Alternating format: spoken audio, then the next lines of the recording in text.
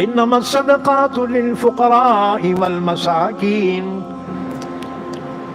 زکوٰۃ کے مستحق محتاج ہیں اور مسکین ہیں۔ اس کا مطلب یہ ہوا مالدار کو اگر زکوٰۃ دیے زکوٰۃ ادا نہیں ہوگی۔ لیکن ایک حدیث سن لو، رسول اللہ صلی اللہ علیہ وسلم نے فرمایا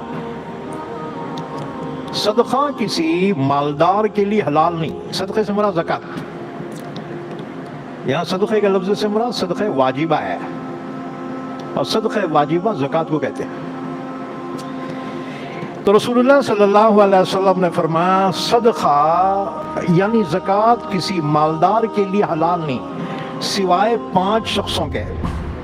5 مالداروں کو زکوٰۃ دینا جائز ہے۔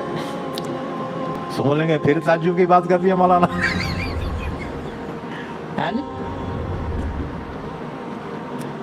انسان جو ہے نا وہی پرانے باتیں سنتا نا، انہیں بتا یہ تو سننے والی ہے، جب کوئی نئی بات آ جاتی ہے نا کان کھڑے کرتا ہے تو اسے لطف آتا ہے جی۔ تو رسول اللہ صلی اللہ علیہ وسلم نے فرمایا صدقہ یعنی زکوٰۃ کسی مالدار کے لیے حلال نہیں سوائے 5 شخصوں کے۔ نمبر 1، وہ مالدار جو جہاد کے لیے نکلا ہے اور وہاں اس کے پاس بقدر ضرورت مال نہیں ہے، اگرچہ گھر میں مالدار ہے انہیں۔ یہ مسئلہ اس وقت تھا جب ATM نہیں نکلا تھا جی جی۔ اس زمانے میں اتنے دور سے کون لانے والا تھا جی؟ تو اللہ کے رسول نے فرمایا نمبر 1، وہ مالدار مستحق زکوٰۃ جہاد کے لیے نکلا اور وہاں اس کے پاس بقدر ضرورت مال نہیں ہے، اگرچہ گھر میں مالدار ہو تو اس کو زکوٰۃ دینا درست ہے۔ نمبر 2، عاملین صدقہ، یہ جو زکوٰۃ وصول کرتے ہوئے حکومت کی طرف سے جو پھر رہے ہیں نا، انہیں مالدار ہے پھر بھی اس میں سے تنخواہ لے سکتا ہے زکوٰۃ میں سے۔ کس حیثیت سے؟ غریب کی حیثیت سے نہیں، عامل کی حیثیت سے، فقیروں کا وکیل ہونے کی حیثیت سے درست ہے۔ نہیں ہمارے پاس تو ہے نہیں، وہ ہمارے پاس یہ سبجیکٹ ہی نہیں ہے، یہ اسلامی حکومت کی طرف سے وصول کرنے والوں کے لیے ہے، وہ مدرسے کی طرف سے نہیں، اداروں کی طرف سے نہیں۔ اچھا، تیسرے،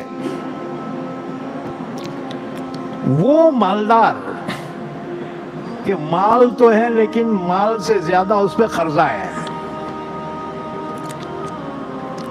1 لاکھ روپے ہی 2 لاکھ قرضہ ہے بیٹے پہ،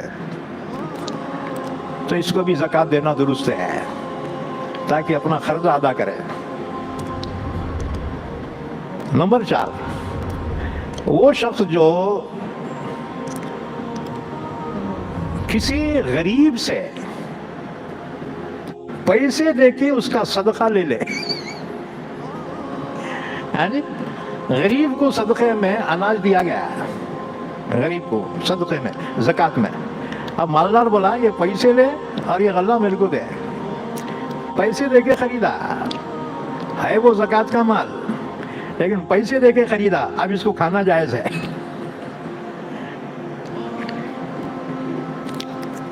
نمبر 5، کسی غریب کو زکوٰۃ ملی اور اس نے مالدار کو ہدیتاً دے دیا، وہ مالدار وہ زکوٰۃ کھا سکتا ہے کیونکہ غریب کو پہنچی تو ادا ہو گئی وہ۔ اب وہی مال کسی امیر کو اس نے ہدیتاً دے دیا، امیر کو اس میں سے کھانا درست ہے۔